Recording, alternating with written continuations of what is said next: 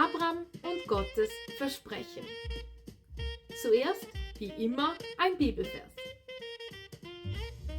Wenn ihr aber des Christus seid, so seid ihr damit Abrahams Nachkommenschaft und nach der Verheißung Erben.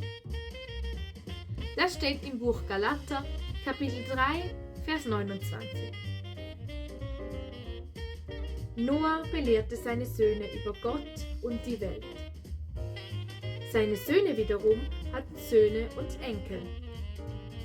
Einer dieser Nachkommen hieß Abram. Gott hatte einen besonderen Plan für Abram. Eines Tages sprach Gott zu ihm, er solle sein Zuhause verlassen.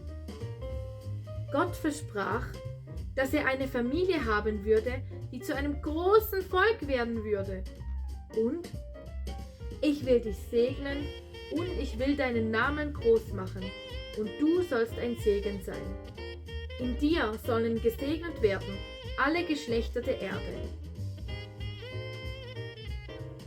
Aber was ist ein Segen? Ein Segen ist ein Geschenk der Güte von Gott, ein Teil seines Plans, um uns näher zu ihm zu bringen. Gott versprach, Abram zu segnen, und dann würden durch Abram auch alle Familien der Erde dieses Gute haben. Das war ein gewaltiges und wichtiges Versprechen.